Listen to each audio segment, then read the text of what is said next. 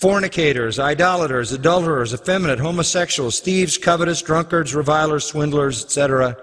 Nothing much has changed. So, this church, Grace Community Church, like the church at Corinth, is populated by people who fit into these former categories. But you have been washed.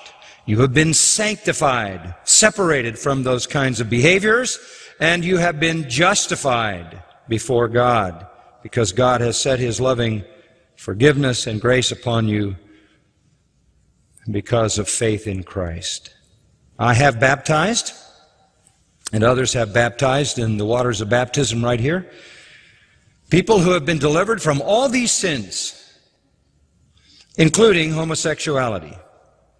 By God's grace and through His saving love, homosexual sinners are redeemable, and some of you sitting out there are living testimony to that fact. I remember sitting in the office one day, receiving a phone call from a man who said, "My name is David Chastain." He said in a faint voice, "I am in a hospital. I need you to come and see me." I went to a nearby hospital. I walked in the room. I knew immediately he was dying of AIDS because I know the look. I've seen it enough. He was surrounded by friends, all of whom were obviously homosexual.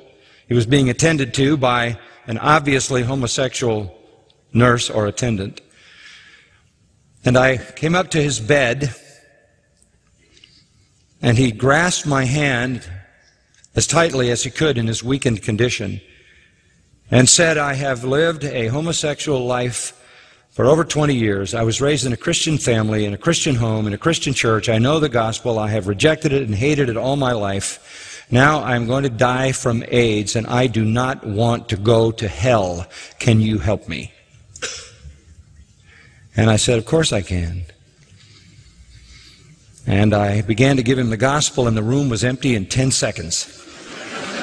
I'm telling you, 10 seconds, if that. And he opened his heart to Christ. I prayed a long prayer, and I asked God to be gracious to him and to save him while he clutched my hand, after which I said, "If you desire to pray, this is your opportunity to ask for forgiveness." And he did, and he prayed one of the most heart-wrenching prayers I've ever heard in my life, pleading with God to forgive him for the wretched life that he had lived, in defiance of what he had been raised to know is true. And after this long and passionate prayer, he stared at the wall.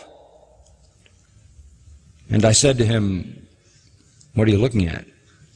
He said, "I'm looking at the clock over there, because I want to remember the time of my new life." And he was overwhelmed with a sense of joy. He said, "I have a lot to make up for in a very little time."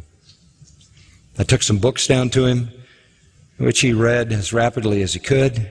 He gave testimony of his faith in Christ, and I think, if I remember right, it was about 5 days, and he was gone.